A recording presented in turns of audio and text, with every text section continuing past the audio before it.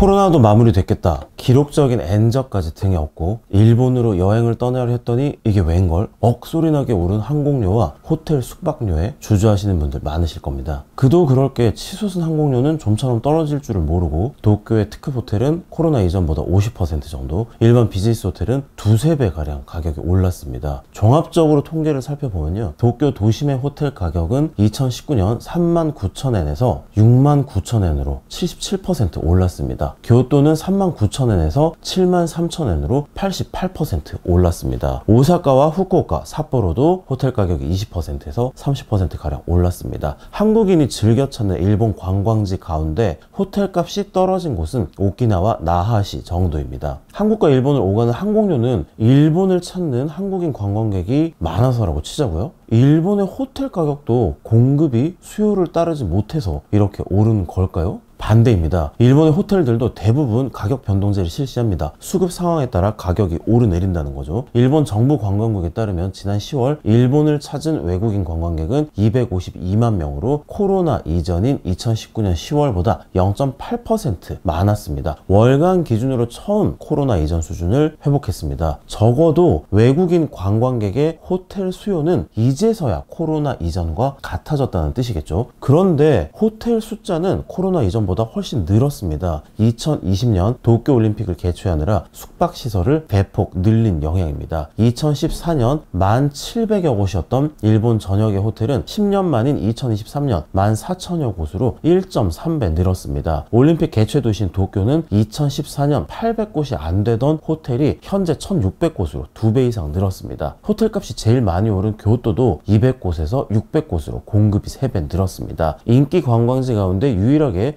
숙박료가 떨어진 곳이라고 말씀드렸죠. 오키나와 역시 400여 곳에서 1200곳으로 3배가 늘었습니다. 일본에선 지금도 호텔 신축이 붐을 이룹니다. 도쿄 도심은 과장을 좀 보태자면 자고 일어나면 한 곳씩 호텔이 들어선다고 말할 수 있을 정도입니다. 불가리 도쿄와 아마네 자매 브랜드 잔느 도쿄 등 외국계 고급 호텔도 잇따라 일본에 진출하고 있습니다. 종합하자면 공급은 1.3배 늘고 수요는 그대로인데 가격은 1.5배 가까이 뛴 것입니다. 도쿄와 교토는 공급이 두세 배 늘었는데도 가격이 2배로 치솟았습니다. 일본의 호텔값은 왜 수요와 공급의 법칙을 거부하는 걸까요? 여기에도 인구 감소의 역습인 인력난이 도사리고 있습니다. 도쿄너 89에 인구 감소의 역습이 시작됐다 편에서 소개해드린 대로 현재 일본에서 인력난을 가장 심각하게 겪는 업종은 관광, 레저, 외식업입니다. 코로나 기간 동안 근로자들이 노동시장을 이탈한 탓입니다. 코로나의 직격탄을 맞은 관광, 레저, 외식 업종이 가장 먼저 인력을 줄이는 것을 경험한 해당 업종의 근로자들이 다른 업종으로 옮겨간 결과입니다. 호텔 객실 수가 크게 늘었는데 일할 사람은 부족한 현 상황을 맞아서 일본의 호텔은 수요와 공급의 법칙을 무시하기로 합니다.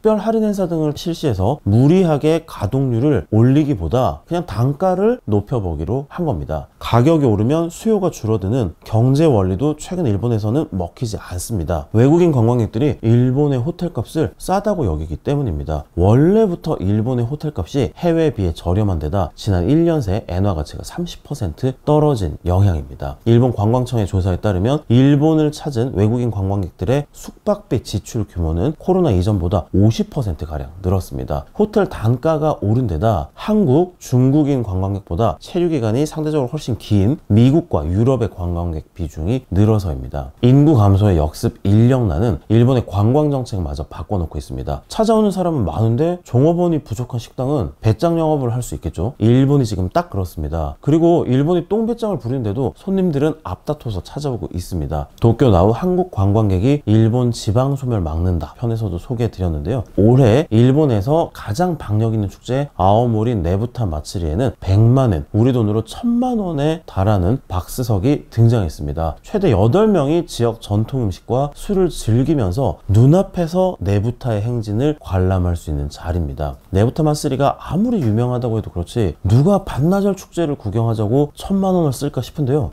올해 준비한 녀석석이 매일 매진이었습니다. 4명이 이용할 수 있는 20만엔짜리 박스석 16개도 전부 팔렸습니다. 일본 3대 축제 가운데 하나인 교토 기온마쓰리에는 좌석 한 개 가격이 40만 원인 프리미엄 관람석 84석을 준비했는데요. 이 가운데 65석이 팔렸습니다. 에히메현 오즈시에는 오즈 성을 통째로 빌려서 묵을 수 있는 캐슬스타이가 있는데요. 이 캐슬스테이 1박에 110만 엔을 넘는 가격인데도 인기를 끌고 있습니다. 터무니없어 보이기까지 하는 이 상품들을 사는 사람들은 누구일까요? 바로 외국인 관광객과 부유층들입니다. 코로나 이후 단순히 둘러보고 먹어보는 관광에서 체험형 관광이 각광을 받으면서 나타난 변화입니다. 도쿄 긴자의 고급 기모노 가게 긴자 모토지에는 중국의 젊은 커플이 기모노와 이 혁대조 오비를 한 자리에서 800만 엔어치, 8천만 원어치를 사서 화제가 됐습니다. 미국에서 온 한 여성도 300만 엔짜리 방문복을 제작했습니다. 모토지 케이타 긴자 모토지 사장은 10월에 매장을 찾은 외국인 관광객의 수는 코로나 이전보다 2배 늘었는데 매출은 10배 이상이 늘면서 사상 최고치를 기록했다고 말했습니다. 나가노현 사쿠시의 300년 된 양조장인 기스쿠라 주조는 부지 내에 쿠라비토 스테이라는 사케 제조 체험형 숙박시설을 운영합니다. 8개뿐인 방은 다다미 2.5에서 5.5조, 평수로 치면 작은 방은 한 평이 조금 넘고 큰 방이래야 3평이 안 되는 좁은 방입니다. 그런데도 2박 3일에 88,000엔 하는 프로그램이 내년 3월까지 예약이 다 차 있습니다. 이 가운데 40%가 외국인입니다. 코로나로 중내 만회하던 대형 백화점도 외국인 관광객 덕분에 살아났습니다. 일본 최대 백화점 그룹인 미쓰코시 이세탄 홀딩스의 면세점 매출은 2023년 7월 이후 2018년 기록했던 사상 최고 기록을 매달 갈아치우고 있습니다. 10월 매출은 97억 엔으로 2018년 같은 달에 1.4배에 달했습니다. 객단가도 1.6배 늘었습니다. 호소야 토시유키 미쓰코시 이세탄 사장은 2018년의 매출 기록이 중국 관광객의 싹쓸이 쇼핑 덕분이었다면 올해 매출 기록 행진은 명품 소비가 늘었기 때문이라고 설명했습니다. 지난 10월에는 신칸센 여행을 즐기는 외국인 관광객에게 청천벽력 같은 소식도 있었습니다. 일본 최대 철도회사인 JR그룹은 10월 1일부터 외국인 관광객이 정해진 기간 동안 신칸센을 포함한 JR 열차를 무제한 이용할 수 있는 JR 패스의 가격을 2배 가까이 올렸습니다. 7일권의 경우 3만 엔에서 5만 엔으로, 21일권은 6만 엔에서 10만 엔으로 가격이 대폭 인상됐습니다. 토호쿠 지역의 JR 열차를 5일 동안 무제한 탈 수 있는 JR 이스트 패스 가격도 2만 엔에서 3만 엔으로 50% 올랐습니다. 가격을 대폭 올렸으니까 외국인들이 떠나갔을까요?